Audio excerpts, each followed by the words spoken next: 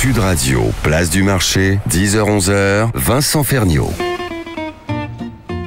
Mes amis, bonjour et bienvenue, place du marché, l'excellence gastronomique. C'est ce qu'on devrait se dire chaque jour, au moment du repas, non ?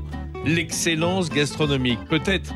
Bon, peut-être pas quand même, mais c'est en tout cas le titre qu'a choisi le guide Lebet, guide de restaurant, pour son événement annuel qui s'est tenu cette semaine à Paris, en face de l'Élysée. Alors, je ne sais pas si c'est un signe, hein. En tout cas, on salue Guillaume Gomez, chef de la présidence, dont l'excellence gastronomique est le quotidien et une formidable arme de diplomatie, comme on le sait dans les grandes ce monde, j'allais dire grandes ce monde, mais enfin plutôt en France. Cet événement, donc, se composait d'un petit marché de producteurs de qualité, ouvert au public, on va en parler, et d'un concours de chefs intitulé le prix des créations culinaires.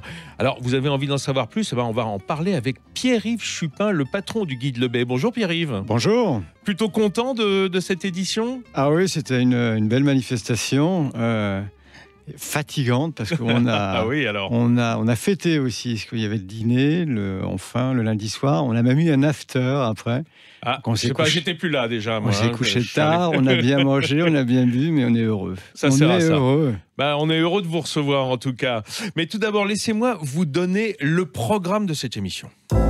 Sud Radio, place du marché, c'est l'heure de la liste des commissions. Allez, une belle liste de commissions. On va tout d'abord découvrir donc le guide Lebet à travers un peu de son histoire et de sa philosophie, racontée par Pierre-Yves Chupin, son patron. Puis nous allons revenir sur l'excellence gastronomique qui s'est déroulée donc cette semaine, je vous le disais, pour en faire un petit bilan et parler avec deux des chefs qui ont été mis en lumière et récompensés par un jury de professionnels. Là, je me sers moi-même puisque j'en faisais partie, j'avais la chance d'en faire partie, de la presse culinaire et gastronomique, en tout cas pour la plus grande partie. Et puis quelques partenaires évidemment de l'événement. Voilà. Et puis dans la deuxième partie de l'émission, nous donnerons un coup de projecteur sur le rapport du Digital Food Lab, en recevant un de ses fondateurs. Alors, le Digital Food Lab, qui vient de publier un rapport très documenté sur les tendances de la e-économie alimentaire, de la food tech, et vous savez qu'il s'agit des tendances qui révolutionnent le monde de la restauration. Enfin, nous accueillerons notre vengeur masqué. J'ai nommé Franck Pinet-Rabarous, pas tellement masqué d'ailleurs si je dis son nom, le patron d'Atabula. Alors, Atabula, c'est un site d'information sur la restauration et l'alimentation, qui viendra chaque semaine désormais avec dans son panier l'info de la semaine. Celle qui buzz, qui fait débat et même qui pique un peu parfois, qui pique même sévèrement, parce qu'il faut avouer qu'Atabula ne mâche pas ses mots en général, il mâche plutôt des bons repas. C'est un peu le parlons vrai qui est si cher au cœur de Sud Radio. Mais d'abord, un petit tour dans l'excellence gastronomique. Place du marché avec Vincent Ferniaud sur Sud Radio. Alors, Pierre-Yves Chupin, parlez-moi un peu d'abord du guide Lebet que tout le monde ne connaît pas. Quand est-ce qu'il est né, ce guide ? C'est Claude Lebet qui l'a créé. Claude Lebet, qui est hélas décédé il y a 2 ans, qui l'a créé suite à des rubriques qu'il faisait dans un magazine. Je crois que c'était l'Express à l'époque. Donc, il y a plus de 30 ans maintenant. Donc, il a la bonne idée de créer un guide des restaurants, uniquement à Paris et dans la région parisienne. Ce qui est une chance. Parce qu'il ne voulait pas voyager trop loin, il n'avait peut-être pas le temps non plus. Peut-être, mais Claude avait une exigence forte dès le départ. Il s'engageait à visiter les adresses au moins une fois par an. Et c'est vrai qu'en ayant un terrain de jeu délimité comme Paris, l'Île-de-France, c'était quand même plus simple que s'il avait dû aller à Montluçon le matin, le soir à Toulouse, et pour finir le lendemain matin à Hendaye. Donc c'est vrai qu'il se donnait les chances de faire ce que doit faire un guide, c'est-à-dire visiter au moins une fois par an les restaurants ou les bistrots.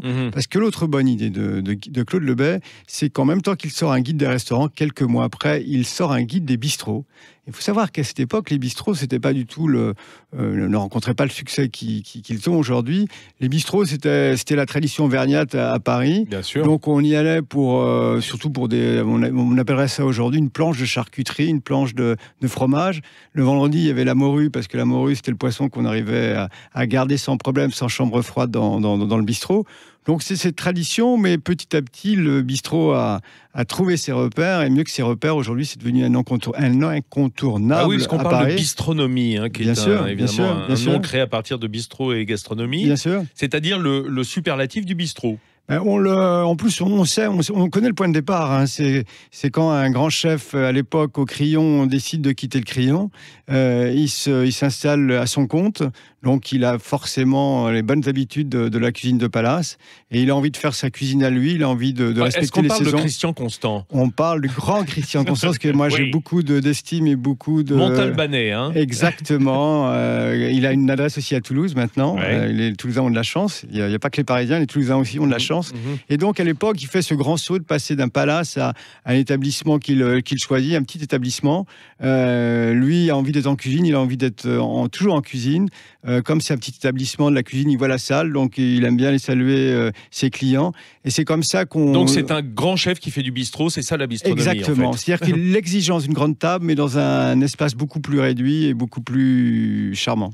Alors aujourd'hui, quelle est la philosophie du Guy de Lebey ? Alors, la philosophie du Guy de Lebey, c'est de continuer à avoir cette déontologie qu'a voulu imposer Claude, c'est-à-dire qu'on visite au moins une fois par an tous les restaurants et les bistrots, mais c'est aussi d'être le plus proche des conditions du consommateur, du Parisien qui va dans un restaurant. C'est-à-dire qu'on demande, nous, à nos enquêteurs de prendre à chaque fois une entrée, un plat, un dessert, un café et un verre de vin. Bon, l'eau, ça, on ne lui demande pas forcément. Non, sauf si c'est notable, enfin, sauf s'il y a une eau particulière. Tout à fait. On a le droit. Et donc, on lui demande de prendre cela et surtout bien sûr, de nous faire son commentaire, mais aussi à partir de ce qu'il a pris, d'abord de nous dire combien il en a eu. Parce que vous savez, vous regardez souvent, on vous dit approximativement 50 €. Ouais, alors ça, 50 €, le approximativement, c'est souvent 100 €. Donc là, au contraire, on va être le plus proche. Vous êtes très précis, vous, sur la Il faut, parce que je veux dire, c'est un investissement, un restaurant. On va pas au restaurant en dépensant 50 ou 60 € comme ça. Donc, nous, on a cet engagement vis-à-vis de nos lecteurs, de leur donner le maximum d'informations pour que lorsqu'ils prennent la décision, au moins, il n'y ait pas une déception en termes lorsqu'ils prennent la déception, de tarifs. Ça commence mal. Pierre-Yves Chupin, vous avez racheté ce guide il y a 10 ans. Oui, avec Gérald de Roquemorel. Après avoir travaillé avec Lebey. Non. À l'époque, moi, j'avais créé, il y a 15 ans avant, j'avais créé un magazine qui s'appelait Cuisine et Terroir, qui hélas s'arrêtait. Bon, il y a des belles histoires qui sont obligées de s'arrêter. Donc, vous avez permuté, quoi. J'ai permuté, je suis passé donc vraiment du terroir, le fin fond du terroir, parce que à l'époque, à Cuisine et Terroir, on aimait bien aller au-delà où les magazines n'allaient pas forcément. Et après, pour retrouver Paris. Mais je trouve qu'il y a une complémentarité, parce que le terroir, c'est une façon de comprendre ce qu'est le produit, de comprendre aussi ce que sont les bases de la gastronomie française, parce qu'il y a les clins d'œil sont permanents à nos origines, et c'est ce qui fait la richesse de cette gastronomie, c'est de pouvoir de s'inspirer du sud, de l'ouest, de l'est, du nord, du moins on peut faire un cocorico quand même. Pierre-Yves Chupin, il marche bien le guide ? Il marche bien. En plus, vous êtes content ? On est content. Alors cette année, il y a un événement. Hein. Vous êtes associé avec deux amoureux du vin, deux zénophiles, qui ont un guide aussi extrêmement reconnu par la profession. Oui, Michel Bétagne et Thierry de Sauve. Donc c'est vrai qu'on fait maintenant, on travaille ensemble. C'est un beau mariage, hein, comme un mariage de plats et de vin d'ailleurs. Tout à fait. C'est dans l'essence même de votre métier. Et en plus cette année, je pense c'est un peu la conséquence de ce mariage. C'est qu'on avait les restaurants, on avait les bistrots, et cette année, on a rajouté les bars à cocktails. Parce qu'à Paris, il y a de plus en plus de bars à cocktails. Et c'est des lieux formidables parce qu'il y a une créativité dans le cocktail comme il n'y avait pas avant. Et on sent ce qui a pu se passer dans les bistrots. C'est-à-dire que les bars à cocktails deviennent des lieux d'inspiration, des lieux où on est heureux d'être autour d'un verre, comme on peut être dans un bistrot heureux d'être autour d'une assiette. Allez, en un mot, dites-moi, si je ne connais pas le guide Lebey, quelle est la différence avec les autres guides ? Je pense qu'il y a un élan, il y a un commentaire où il n'y a pas les enquêteurs peuvent écrire ce qu'ils veulent, ce qu'ils ont envie d'écrire. On leur demande de raconter une histoire. L'histoire peut être courte, peut être longue. Il n'y a pas de politiquement correct. Il y a une liberté. Il y a une liberté totale. Il y a une liberté totale. D'autant plus qu'on leur demande aussi de noter le pain, on leur demande de noter le vin, on leur demande de noter le café, le plateau de fromage. Donc, je veux dire, ils peuvent être d'autant plus libres qu'à côté, nous, on a mis une grille qui se veut je dirais pas la plus stricte, mais en tout cas la plus concrète qui soit. Ok, ben c'est comme Sud Radio, c'est le parlons vrai au Guide Lebet. Nous, on aime bien ça ici. Allez, on se retrouve, on prend la pause, 1 minute ou 2, et on se retrouve tout de suite pour parler de l'excellence gastronomique avec le patron du Guide Lebet. Sud Radio, place du marché, 10h-11h, Vincent Ferniaud. Allez, de retour, place du marché avec Pierre-Yves Chupin que l'on reçoit ce matin parce qu'il est le patron du Guide Lebet. Et cette semaine se tenait l'excellence gastronomique. Moi, je trouve ça trop chic, l'excellence gastronomique, mais ça oblige dans un sens. Hein. Ça place la barre très haut. Voilà, c'est ça. Hein. Très haut. Après, on vous attend au tournant. Hein. Bien sûr.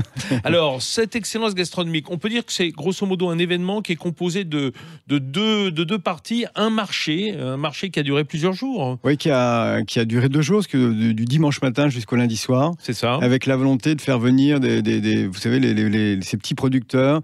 Et pour nous, c'est important parce qu'aujourd'hui, les chefs sont les premiers à faire part de l'importance du produit. Bah oui. Beaucoup de ces producteurs qui étaient là travaillent souvent déjà avec des chefs ou ont envie de travailler. Donc, c'est de faire le lien entre ces producteurs, entre les terroirs, entre le lointain de Paris et la scène, on va dire la scène gastronomique parisienne. Pour moi, c'est essentiel. Hein. Pierre-Yves, vous et moi, on a pas mal roulé notre bosse dans ce milieu de la gastronomie et de la cuisine. Et vous êtes d'accord pour dire, parce que je vous entends dire ça, et moi, ça me fait penser qu'il y a tellement de chefs qui cuisinent formidablement, mais qui ne savent pas faire leur marché. Ah, tout à fait. Hein, c'est-à-dire que ça ne fait pas partie de l'enseignement. Si on passe dans une cuisine en apprentissage avec un chef qui sait le faire, c'est merveilleux. Il y a une transmission, mais dans les écoles hôtelières, la partie produit, elle est un petit peu sous-évaluée, on va dire. Ce sont 2 choses tout aussi importantes. Mais en même temps, il y a des signes positifs aujourd'hui. Oui. Je rencontre de plus en plus de jeunes chefs qui n'ont plus de chambre froide. Aha. Ça veut dire qu'ils travaillent uniquement en produits frais. En flux tendu, en flux tendu. Au marché le matin et cuisiner dans la journée. Exactement. Et ça, on en rencontre à Paris. Vous imaginez l'effort que ça représente. Mais on les sent heureux. En tout cas, c'est un choix voulu, un choix assumé, un choix volontaire. Et ceux que j'ai rencontrés qui ont fait ce choix, ils ont plutôt la banane. On recevra dans un instant Mathias Marc du restaurant Substance, un chef que vous avez récompensé d'ailleurs, et il va nous rejoindre et on lui demandera si lui il a une chambre froide ou s'il cuisine les produits du jour. Mais ça sera dans un instant. Alors, la deuxième partie de cet événement, c'était un concours. Le prix, en fait, que vous remettez chaque année pour, on va dire, le prix des créations culinaires qui est jugé par la profession. Alors, Vincent, vous me faites plaisir parce que vous n'avez pas parlé de chef, parce que le souhait qu'on avait, c'était de ne plus parler des chefs. Il y a d'autres guides qui le font, ils le font très bien. Nous, ce qui nous intéressait, c'est de parler de création. Du moins, pourquoi on a fait ce choix? Parce que, je ne sais pas si vous avez le souvenir, il y a 5-6 ans, à Paris, on ne parlait que de Londres qui était devenue la capitale gastronomique européenne. Pourquoi pas? Moi, ça ne me dérangeait pas. Sauf que nous, quand on visitait les restaurants, on les visite chaque année, on se rendait compte qu'au contraire, il y avait toujours des chefs, des jeunes chefs qui savaient créer. Et donc, on a voulu montrer qu'à Paris, on continuait à créer.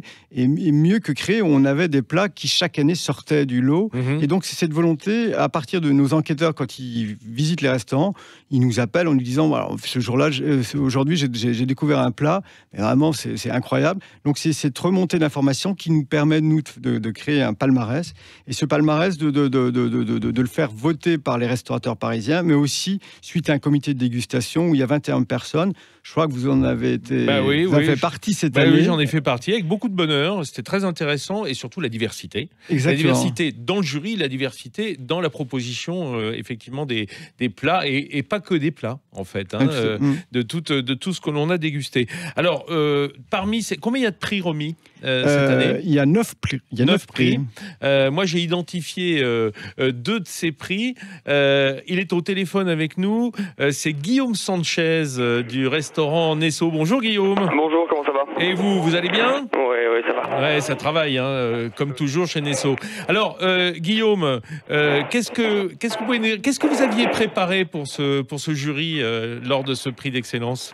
Eh bien là, on était sur notre plat autour de la langoustine. Ouais.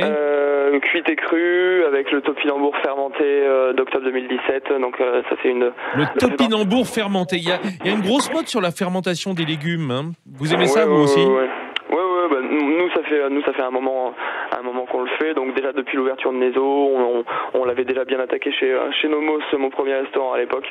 Et donc là on continue naturellement. C'est un réel impact aujourd'hui sur le goût du produit. C'est un exhausteur incroyable. Ça nous permet aussi d'être de plus en plus clean au niveau du gaspillage alimentaire, au niveau de l'impact CO2 de nos restaurants. Et donc voilà. Guillaume Sanchez, je me suis laissé dire que Neso, ça voulait dire nord-est-sud-ouest, c'est vrai ça ? Absolument. Vous savez comment j'appelle ça, moi, nord-est-sud-ouest ? J'appelle ça la diagonale du cochon, qui va de l'Alsace au Pays Basque. Ouais, c'est un peu ça. Ouais, c'est un peu ça aussi chez vous ? C'est un peu ça. Bon. Un peu ça, mais sans viande du coup. Oui, sans viande du coup, parce que vous êtes un chef plutôt carrément végétal, en tout cas dans votre expression.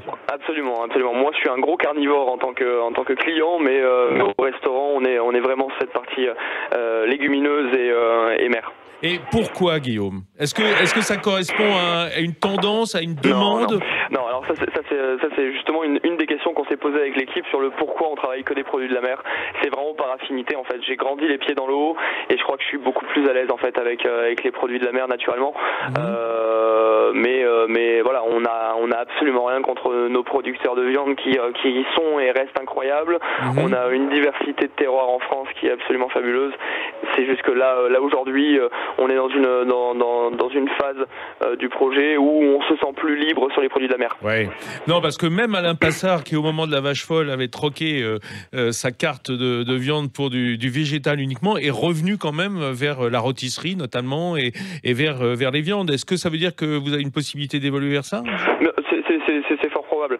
C'est fort probable. Aujourd'hui, Neso, c'est un projet qui a pour vocation d'être complètement libre. Donc, on n'a absolument pas envie de s'imposer quoi que ce soit. Si demain on a envie de travailler de la viande parce que ça nous manque, parce que ce besoin de flamme et de ce besoin de cuisson nous appelle, on ira. Pierre-Yves Chupin, qu'est-ce que vous avez pensé, vous, de ce plat préparé par Guillaume Sanchez ? Formidable. Il faut le voir aussi, parce que c'est un travail d'orfèvre. Guillaume a, je crois, commencé en pâtisserie, donc il a le geste précis, le geste du chirurgien. Ouais, c'est un peu un architecte de ses assiettes, de son dressage. C'est sublime, et en plus, en termes de saveur, c'est juste, c'est droit. Il n'y a pas trop d'ingrédients, donc c'est vraiment de la haute joaillerie. Pour nous faire un peu rêver, Guillaume, est-ce que pour les auditeurs, vous pouvez nous dire un ou deux de vos plats signature, de vos plats en ce moment à la carte qui peuvent attirer ? On n'a pas de plat signature en fait dans le restaurant. Je crois que ça va pas du tout en fait avec nos convictions. Ouais. Le problème des plats signatures, c'est que ça change plus après, ça se cristallise. C'est ça. Et nous c'est les saisons en fait qui appellent les changements de menu et du coup les plats qui arrivent à la carte. Alors qu'est-ce qu'il y a aujourd'hui qui vous plaît vraiment ? Aujourd'hui, on a un homard maturé en cire d'abeille qui nous permet de partir un peu plus loin sur le goût du homard et d'attendrir à fond les chairs du produit. On a la fin de la Saint-Jacques là qui se joint à l'oursin de Galice avec oignons fermentés pendant 10 mois. L'oursin de Galice. Ouais. Ah oui, donc pourquoi il est particulier celui-là par rapport à nos oursins bretons par exemple ? Ouais, il l'est parce qu'on a plus d'iode. On a un oursin qui est complètement rouge avec une longueur en bouche assez incroyable et voilà. Et aussi du beau bœuf en Galice. Je vous le dis, je sais bien que vous cuisinez pas de viande, mais bon, ça donne envie. Vous me dites Galice, moi j'y pense tout de suite. Merci Guillaume, je vous laisse aller travailler. Merci d'avoir été avec nous. Ça nous a donné un petit peu envie. Et à bientôt. Pierre-Yves Chupin, ça c'était pour la partie donc maritime, puisque c'était le prix qui a été remis. C'est des thèmes, vos prix. Là, c'était l'assiette marine. Et on continue à dérouler le palmarès de ce prix des créations culinaires pour le Guide Le Bay. Et je reçois un autre chef qui, lui aussi, s'est distingué lors de cette soirée. C'est Mathias Marc du restaurant Substance. Bonjour, chef. Bonjour. Comment ça va, Mathias ? Très bien, et vous ? Bah oui, je vous ai coupé un peu dans votre matinée. Vous deviez être en train de préparer votre déjeuner, mais c'est gentil d'être passé en studio. Vous n'êtes pas très loin. Alors, Mathias, vous avez remporté le prix de l'entrée. Exactement. On avait travaillé une huître. Ouais.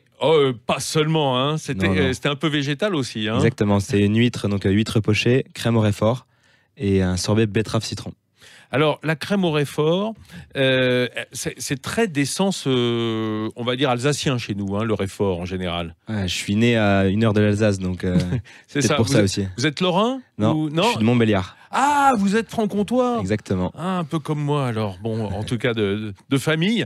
Alors, ce Réfort, il vient en fait contrebalancer la douceur de la betterave, hein, Pierre-Yves. Ah oui, c'était un très bel équilibre. Très, très bel équilibre.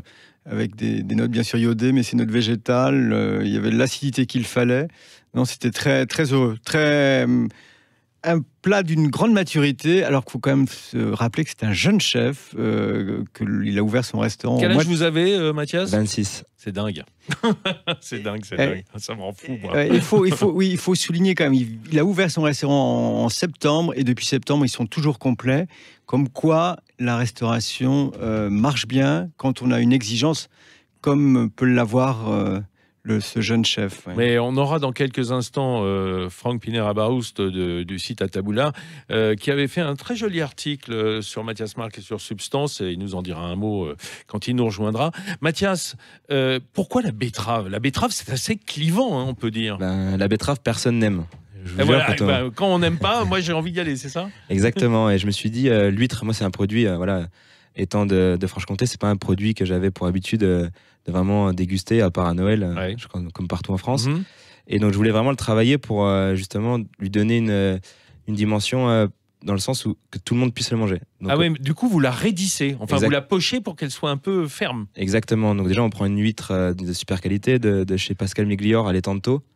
Si vous le dites. C'est une huître qui est pochée dans son jus, donc pour garder l'iode et enlever la texture qui peut être un peu désagréable pour certains clients. Et ensuite, justement, on travaille la betterave en pickles, donc dans son vinaigre. Donc on fait notre vinaigre de betterave. Un peu comme le chou rouge, du coup, ça lui donne une couleur un peu fuchsia. Hein. Exactement, ça donne une couleur fuchsia et ça lui enlève le côté un peu terreux.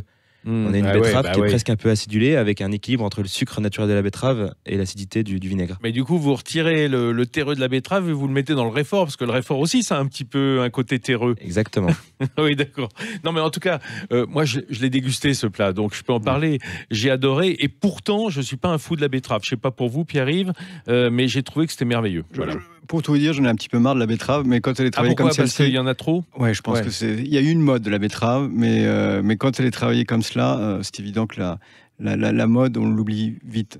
Ouais, on l'oublie vite parce que je dirais qu'on fait la révérence devant l'équilibre du plat et les saveurs qui sont proposées. Allez, on prend la pause 1 minute et on se retrouve ici même en studio, place du Marché, avec encore de l'appétit. Sud Radio, place du Marché, 10h-11h, Vincent Ferniaud. Allez, de retour, place du Marché, pour un marché avec un panier bien rempli, puisqu'on détaillait un peu le palmarès de ces prix des créations culinaires, de l'excellence gastronomique, l'événement du guide Lebet. Nous a rejoint en studio Mathieu Vincent du Digital Food Lab. Là, on est dans un secteur un peu différent. Bonjour Mathieu. Bonjour Vincent. Dans un instant, je vais vous donner la parole parce que vous avez publié un rapport justement sur l'état, une sorte d'état des lieux de la food tech et de la e-économie alimentaire, et ça nous intéresse parce qu'on parle beaucoup de tradition ici, mais on est obligé quand même de regarder vers l'avenir, hein, comme toute personne qui se respecte. Voilà, on en parle dans un instant. On continue avec Pierre-Yves Chupin, le patron du guide Lebet, et Mathias Marc, le chef de Substance, de parler un peu de ce palmarès. On a tapé sur la betterave, Pierre-Yves Chupin, juste avant la pause. On a tapé sur la betterave parce que c'est vrai qu'il y a des modes alimentaires en matière de produits et que le green, cette mode green s'accompagne souvent de délire, je dirais même, d'œillères qui nous portent dans des retranchements inaccessibles du végétal. Oui, alors moi... Non mais c'est ce qu'a dit, excusez-moi, mais c'est ce qu'a dit Mathias Marc à l'instant. Il a dit les gens n'aiment pas, donc j'ai eu envie d'en cuisiner. Et c'est un peu ça qu'on sent en même temps, c'est cette volonté de faire aimer ce que les gens naturellement n'apprécient pas forcément. Oui, c'est un exercice de style un peu quand même. C'est un peu, faut pas non plus aller trop loin quand même. Faut pas que les chefs deviennent sadomaso. On va peut-être couper ça, non. Bon. Bah écoute, si tu veux, hein. Reprends sur ces... Tu feras une petite coupe, Maxime. Ouais. Hein, reprends, c'est un exercice de style. Oui, c'est un exercice de style. Alors moi, dans ce palmarès, j'ai un point que j'ai envie de souligner quand même, c'est que la viande aujourd'hui, on en parle peu, on en parle souvent mal. Et les 2 chefs qui ont défendu un plat de viande, c'est 2 chefs japonais. Ouais. Et c'est quand même, ça fait plaisir que ce soit les Japonais qui nous rappellent que la viande, on la trouve dans une gastronomie comme une gastronomie japonaise. On la trouve dans la gastronomie aussi chinoise. Je veux dire, n'oublions pas l'importance de la viande. Nous, en tant que Français, on sait la travailler, on sait la travailler avec des jus, avec des sauces. Et il a fallu que ce soit 2 chefs japonais, mais vraiment 2 plats remarquables. C'est difficile de faire un choix, mais on a vraiment beaucoup apprécié ce clin d'œil japonais qui nous a rappelé combien la viande ils ont quand même du beau bœuf. Ils ont quand même du beau bœuf. Là, c'était du veau du Ségala, donc du sud du Massif central, un veau rosé. Et alors, c'est drôle parce qu'il est cuit au sautoir, exactement comme dans nos cuisines tradies. Il commence avec une matière grasse, de l'huile de pépins de raisin, je pense. Il le marque, et puis après, il nourrit au beurre avec un petit brin de thym, une gousse d'ail. Donc, c'est vraiment la méthode tradie que le japonais nous reprend, en fait. Oui, tout à fait. En plus, vous entendrez souvent les japonais dire à ce moment-là, il faut que ça chante dans la poêle. Ouais. Un japonais nous réapprendre ce terme, il faut que ça chante dans la poêle. Moi, ça me va droit au cœur.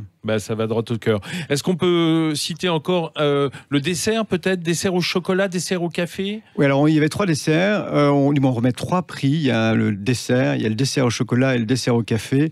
Il y a un dessert au café formidable d'Aurélien Rivoire du pavillon Yannick Aleno, qui lui a un service extraordinaire. C'est tout un cérémonial qu'il a imaginé autour du dessert.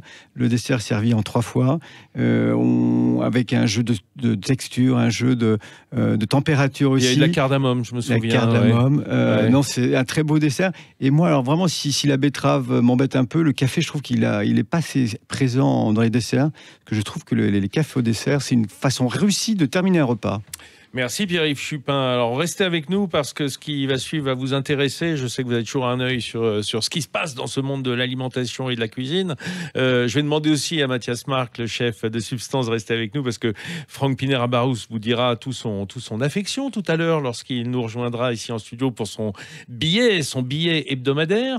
Alors Mathieu Vincent, tiens, vous partagez avec Mathias Marc quand même quelque chose, c'est que vous avez 2 T à vos prénoms, Mathieu, Mathias, c'est pas toujours écrit comme ça, et en plus vos noms de famille sont des prénoms également. Mathias Marc, Mathieu Vincent, Mathieu. En revanche, ça s'arrête là puisque vous êtes un des fondateurs du Digital Food Lab. Il s'agit de quoi d'ailleurs? Expliquez-nous en 2 mots ce que c'est le Digital Food Lab. Alors en 2 mots, le point important, c'est qu'avec mes associés, à la base, on était entrepreneurs. On a créé une start-up à la fin de nos études. Donc un service qui aide les gens à organiser leurs repas et leurs courses avec des conseils de liste de courses créés par des diététiciennes. Oui. Et de là est venu que on avait plein d'acteurs de l'agroalimentaire, de fonds d'investissement qui venaient nous parler. C'était le début de cette tendance de la food tech et qui globalement n'y comprenaient pas grand-chose. Et on s'est dit, vous passiez votre temps à expliquer au lieu de vendre votre activité. C'est à peu près ça. Et comme tout bon entrepreneur, à un moment on s'est dit, et c'était assez opportun ce moment où on a vendu cette start-up qui avait certainement quelque chose à faire. Donc aujourd'hui on travaille avec ces acteurs de l'agroalimentaire pour essayer de leur expliquer qu'est-ce qu'il se passe concrètement. Qu'est-ce que c'est qu'une start-up? Qu'est-ce que c'est que la food tech? Et quelles seront les tendances de demain portées par les start-upers? Donc c'est un autre regard. Vous sortez un cahier de tendance annuel, une sorte de rapport état des lieux de la food tech. Alors comment elle va la food tech en France? En France, ça va plutôt très très bien. Elle a démarré beaucoup plus tard que dans d'autres pays. Enfin, beaucoup plus tard. On a quelques années de retard. La food tech a vraiment démarré en France en 2015-2016. Là où au Royaume-Uni, elle a pu commencer 4 ou 5 ans plus tôt et aux États-Unis encore un peu plus tôt. Et elle est vraiment en accélération. C'est-à-dire qu'ils n'ont pas le choix aux États-Unis, ils n'ont que la food tech. Nous, on a quand même de la bonne cuisine. C'est ça la grosse différence. Non, mais je veux dire, c'est vrai qu'on les sent aller directement vers une e-économie et Alors, d'abord, il faut expliquer ce qu'est la food tech. C'est toutes les techniques autour de l'alimentation. Pour favoriser l'alimentation, pour la rendre plus utilisable pour la jeunesse notamment? Alors c'est vraiment tout ce qui est autour de l'alimentation, c'est toute la chaîne, c'est-à-dire c'est des nouvelles technologies qui vont de l'agriculture, donc comment est-ce qu'on produit demain, comment est-ce qu'on rend une ferme plus productive, comment est-ce qu'on fait des fermes urbaines, c'est vraiment on va dire l'amont, et jusqu'à l'aval avec les nouvelles solutions de retail, de e-commerce, avec les nouveaux produits. Retail pour tout le monde, c'est pas de si distribution. Clair. La distribution vers le consommateur. Voilà, les solutions de livraison et évidemment tous les tous les nouveaux produits alimentaires, dont certains, en effet, qui peuvent faire peut-être peur autour de cette table, ou alors comment est-ce qu'on pense demain? Est-ce qu'on ira vers des steaks végétaux, vers plus de végétal? Comment est-ce qu'on nourrit l'humanité demain? Alors, est-ce que toutes les données que vous récoltez, d'abord, elles sont fiables? Comment est-ce que vous fournissez sur le net, ou est-ce que vous allez un peu sur le terrain? Alors, ou les questionnaires, enfin comment ça marche? Il y a vraiment deux types de choses complètement différentes.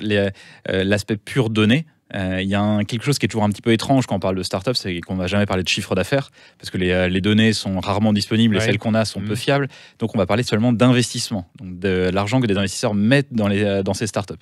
Donc ça, c'est la seule donnée objective qu'on peut, et que nous, ce qu'on fait, c'est qu'on a des outils pour la rassembler.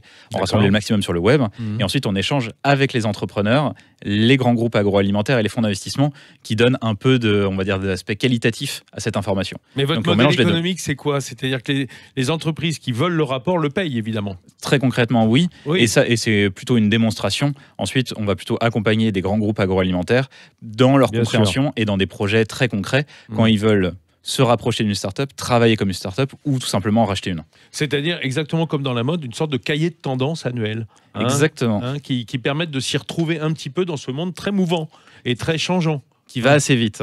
Qui va assez vite, carrément. Alors, il y a des grandes tendances en 2019. Il y en a 8 en tout. Est-ce que vous pouvez nous donner ces grandes tendances de la food tech? Alors, il y en a, en effet, nous on en a listé 8. On peut citer notamment l'évolution assez rapide de ces solutions de la distribution. D'accord. Donc, vers là où on va. Par exemple, on voit aujourd'hui une vraie évolution. On est en train de passer de solutions de livraison, que je pense que beaucoup de personnes, d'auditeurs, ont pu essayer, de livraison de plats, Deliveroo, Uber Eats, etc. Avec des c'est plus la logistique qui est en cause que vraiment la production. Là, c'est vraiment des solutions logistiques. Et ce qu'on voit, c'est que le problème, c'est le coût de la livraison. Bien sûr. Donc, comment est-ce qu'on le résout? On voit commencer à émerger des solutions robotiques. Donc, on va avoir des petits robots dans les rues qui vont commencer à apporter les plats livraison. C'est notre avenir direct, ça va vraiment arriver tout de suite? Des petits robots dans les rues? C'est déjà en test dans plusieurs villes. Et c'est assez intéressant de voir à quel point ça suscite des réactions. Parce que on a déjà des problèmes, j'allais dire, à Paris avec des trottinettes. Mais demain, quand on aura des robots autonomes, on va avoir de la législation, on va vouloir les interdire, on va vouloir les réguler. Donc ça, c'est un problème. Et on voit aussi, pour, par exemple, toutes les entreprises qui n'ont pas la possibilité d'avoir une cantine, ou pour les salariés qui ne trouvent pas forcément la cantine très appétante, on va dire, les solutions de frigo connectés. Ah bah on recevait le patron de Nu la semaine dernière, qui est un frigo connecté, effectivement. Ça, vous voyez ça progresser énormément? Ça progresse énormément, ça accélère très très fort aux États-Unis, au Royaume-Uni, et ça commence à arriver en France. Voilà, par exemple, une thématique, on va dire tout au bout de la chaîne. Et on voit aussi des sujets comme ces nouvelles marques, ce qu'on appelle des marques verticales, c'est-à-dire des startups qui ne font qu'un produit, qui le font très très bien, qui communiquent en direct auprès des consommateurs, qui le vendent sur Internet, qui maîtrisent leur production. Donc qui verticalisent entièrement. Verticalisent entièrement, et ça, on voit des marques, on peut donner un exemple pour les auditeurs qui voudront chercher une marque de bar, alors de bar de snacking. On pensait que le marché c'était fini, tout le monde on achetait sa barre. Un entrepreneur aux États-Unis qui a commencé avec $10 000 en poche en 2014, il a atteint l'année dernière $100 millions de chiffre d'affaires, et il l'a vendu 600 millions à Kellogg's. Voilà. C'est dingue. Donc une vitesse d'exécution. C'est un peu le rêve de tout entrepreneur dans ce secteur. Mais il y a combien d'échecs pour une réussite? C'est ça aussi qu'il faut voir, évidemment. Généralement, dans les concepts de restauration, on va dire 90% se cassent la gueule la première année. Donc il faut pas perdre de vue non plus ça. Il y a quelque chose qui m'intéresse particulièrement, c'est un peu un cheval de bataille de Thierry Marx, un chef qu'on aime bien, c'est la nutrition personnalisée. Le sentiment que bientôt on rentrera au restaurant bourré de capteurs sur nous, qui diront aux restaurateurs en définitive quelles sont vos allergies, quels sont vos goûts, et donc on aura un menu sur mesure.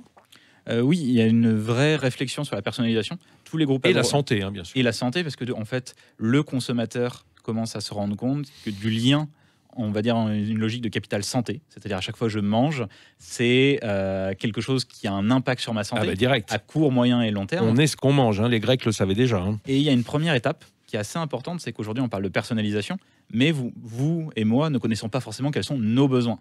Donc cette première étape, c'est potentiellement de définir ses propres besoins, avec des choses qui font assez peur, notamment aux Français, qui sont les tests génomiques, tests microbiote, pour connaître ses propres besoins. Des puces, des puces dans nos corps qui monitoreront en temps réel notre santé, notre activité physiologique. Oui, bon, ça c'est encore. Bon, ça c'est moins la food tech, mais enfin ça c'est lié quand même parce que c'est aussi notre dossier médical en temps réel, mais ça a à voir aussi avec ce qu'on se met dans le corps comme aliment. Bien sûr. Alors tout ce qui est puce, pour l'instant, on va dire capteur alimentaire, on est encore un peu loin. D'accord, oui, tant mieux. C'est pas vraiment notre sujet. Allez, on prend la pause, on se retrouve tout de suite avec Mathieu Vincent et nos autres invités pour continuer à dérouler un petit peu ce rapport du Digital Food Lab. Et croyez-moi, on n'a pas fini de découvrir des choses qu'on n'imagine absolument pas encore. Allez, à tout de suite. Sud Radio, place du marché, 10h-11h, Vincent Ferniaud. Toujours place du marché en compagnie de Mathieu Vincent, le fondateur du Digital Food Lab, qui nous rend son rapport annuel, en tout cas les highlights, comme on dit, hein, les points marquants. Ça vous fait peur, Pierre-Yves Chupin du Guide Le Bay? Ça vous fait peur, cet avenir de la food tech? Non, une simple remarque, on parle beaucoup de santé, mais on oublie la santé mentale. Et moi, je trouve qu'il y a un plat géniaux, une cocotte au milieu de la table. Alors moi, je me sens tout de suite beaucoup mieux. Ah oui, ça vous ravit? Ah oui, hein? Et la santé, ouais. Alors, chez Substance, puisqu'on est avec le chef Mathias Marc, chez Substance, l'atmosphère est importante. Ah bah, l'atmosphère, elle est vitale chez nous. Nous, on a voulu créer un restaurant où il y avait une gastronomie qui était décomplexée. À la fois des assiettes précises, mais surtout une ambiance où on se sentait très bien. Ah bah oui, je crois que c'est important hein, lorsqu'on vient se poser dans un restaurant d'être bien reçu et qu'on vous amène au repas dans des conditions agréables, les plus agréables possibles. Nous ont téléphoné pendant la semaine beaucoup de gens qui demandaient à ce que Franck Pinera-Barou soit avec nous. Eh bien, j'ai une bonne nouvelle pour ceux qui sont des habitués de la Tabula, le site d'information culinaire et restauration. Franck, vous avez été plébiscité. Vous aurez le droit maintenant de venir chaque semaine pour nous faire un petit buzz. C'est bien, non? Eh ben, je dis merci à tout le monde. C'est quand même assez formidable d'être plébiscité comme ça. Donc, écoutez, moi, je suis très heureux. Je suis lecteur de Tabula et j'aime bien parce que c'est l'information sur le vif, quoi, jour par jour. C'est un site extrêmement informé et notamment avec ce Toast qui est une newsletter qui arrive tous les matins. Hein, c'est ça? Tous les matins, du lundi au vendredi et prochainement du lundi au samedi. On fait de plus en plus. Donc, effectivement, c'est le Toast qu'on reçoit tous les matins à 7h. Et dedans, il y a plein d'informations exclusives sur les ouvertures de restaurants, le business, les produits, tout ce qu'on veut. Donc voilà, c'est à lire tous les matins. Alors Franck Pinera-Barou, à qui j'ai demandé de préparer le buzz de la semaine, en tout cas l'info qui l'a marqué particulièrement, qui va vous intéresser. On termine avec Mathieu Vincent notre petit tour d'horizon. Alors dans les grandes tendances, et je l'ai gardé pour la fin parce que moi c'est un peu le repoussoir, les nouvelles protéines. Je vois votre tête. Oui, d'accord. Non, mais l'objectif est d'entrepreneurs majoritairement américains. Oui, c'est parce que ça nécessite des financements assez importants. C'est de répondre à une grande question. Comment est-ce qu'on nourrit 9 à 10 milliards d'êtres humains demain avec une demande pour des protéines de plus en plus forte. Quand on parle protéines, évidemment, on parle souvent de protéines végétales qui viennent se substituer aux protéines animales qu'on essaye de réduire dans notre alimentation. C'est ça, globalement? Alors, pas nécessairement. On a deux choses. On parle de protéines végétales aujourd'hui, en effet, qui sont l'objectif étant d'avoir un steak qui a la tête d'un steak, le goût d'un steak, c'est ça le qui prix me rend d'un steak, dingue, moi. Mais fait à partir de protéines. Moi, je veux bien manger des lentilles ou des légumineuses, mais je veux pas avoir de la fausse viande.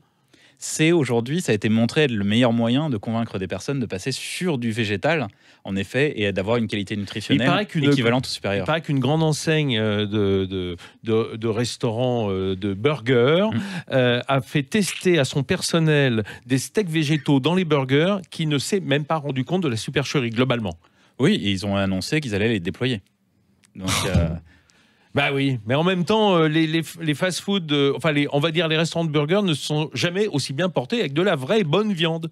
Oui, mais par contre, si on fait un voyage et qu'on regarde aux États-Unis, vous avez maintenant dans tous les burgers, dans tous les restaurants, l'offre... Une alternative. L'alternative qui est globalement le Impossible Burger ou le Beyond Meat. Mais si on regarde juste un peu plus loin, et c'est ça qui est assez drôle aujourd'hui, c'est que la R&D, la recherche pour dans 2 à 5 ans, ce n'est plus de la viande végétale, c'est de la viande, mais c'est la viande de synthèse. C'est-à-dire produire en usine de la viande.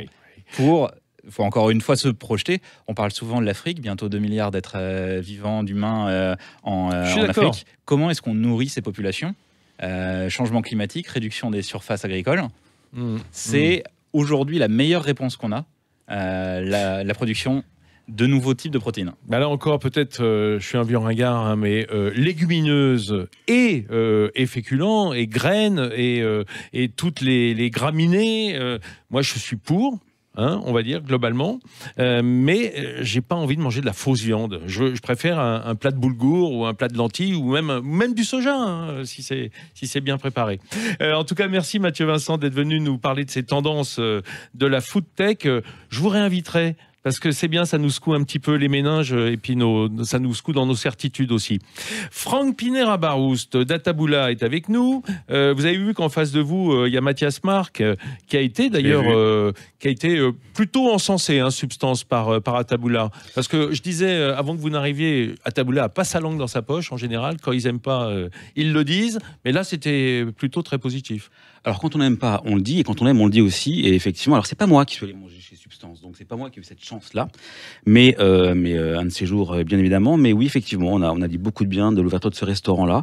Donc voilà, on est heureux. Je suis heureux de le voir et heureux de voir qu'il continue et que Substance fait partie des restaurants qui tiennent bien la route à Paris et en ces temps difficiles, c'est bien de savoir que ça tourne plutôt pas trop mal. Mathias Marc, je le vois, il fait en face. Hein. Il vaut mieux pas être dans le collimateur d'Ataboula. Hein. Ah ben nous on les lit tous les matins, donc c'est sûr qu'on sait comme ça peut faire du bien ou comme ça peut faire un peu mal aussi. Donc c'est sûr que quand ils sont venus manger, on a fait attention. Après, voilà, on était ravis de lire le papier après. Et voilà, donc on travaille dans ce sens, non ? Mais on vous le souhaite. Hein. Pierre-Yves Chupin, je signale aussi qu'Ataboula s'est fait l'écho de l'excellence gastronomique avec beaucoup d'impartialité. Ah, bien sûr, moi je suis ravi. Alors pour revenir à Substance, il faut savoir aussi qu'à Substance, on a remis un autre prix, qui est le prix de la meilleure carte des vins, parce que Substance, et ça c'est un combat, et je pense qu'Ataboula va nous aider, c'est le prix des vins dans les restaurants qui est scandaleux à Paris. Et Ataboula, Substance, vous voyez, j'en viens à confondre. Substance a fait des efforts formidables pour d'abord avoir une carte des vins exceptionnelle, la plus belle carte des vins de Champagne de Paris, et avec des tarifs 30, 40%, 50% moins chers. Ça prend de la surface d'avoir une grande carte des vins. Hein. C'est de l'immobilisation et de la surface. Et c'est des cartons à porter surtout. Bien, merci. Alors, Franck Pinera-Baroust, voilà, vous avez plutôt été encensé jusque-là. Si je vous ai demandé de venir, justement, c'est parce que vous êtes un informateur très informé. En 5 minutes, quelle a été l'info de la semaine qui a surnagé ? Bon, alors il y en a plein, mais on a retenu un chiffre cette semaine qui est moins 92%. Qu'est-ce que c'est ça ? Alors c'est quoi moins 92%? C'est un chiffre qu'on a sorti cette semaine dans Toast, donc la newsletter du matin, qui est exactement la baisse du nombre de posts de la marque Haribo Dragibus. On connaît tous Haribo Dragibus, ces petits trucs tout ronds, pas bons et plein de produits absolument dégueulasses. Hein. Mais en tout cas, une grande marque qui, entre 2012, elle avait publié 191 posts sur Facebook, puisqu'en l'occurrence, le sujet du jour, ce sont les réseaux sociaux, et notamment Facebook. En 2018, n'a fait que 16 posts. Dans l'année ? Dans l'année, soit une baisse de 92%. Donc ça veut dire comme si c'était arrêté au fond. Bah arrêté, mais ils ne sont pas le seul. S'ils avaient été les seuls, on aurait dit Haribo n'aime plus Facebook, mais c'est pas la seule marque à avoir baissé drastiquement ses posts, parce que Kinder, autre marque hautement délicieuse et bonne que du bon, c'est 61% de baisse du nombre de posts sur la même période 2012-2018. Donc on commence à se dire, est-ce que Facebook aurait perdu un peu de son aura de communication ? Coca-Cola France, autre grosse marque qui malheureusement continue aussi. C'est tout dans le sucré, c'est marrant, dans le sucré et le synthétique. On a fait le sucré et le synthétique, il fallait un peu qu'il y ait une constante quand même dans les produits. 5 posts seulement depuis le début de l'année. Dans l'année ? Depuis le début de l'année. Mais ça veut dire qu'ils en ont rien à faire, au fond. Non mais si on a un community manager, comme toute entreprise peut en avoir un maintenant, un type qui fait 5 posts en 4 mois, moi je le vire. Hein. Alors, si vous le virez, dans ce cas-là, il faudra virer aussi ceux de Crunch et d'Oasis, autres marques de grande qualité.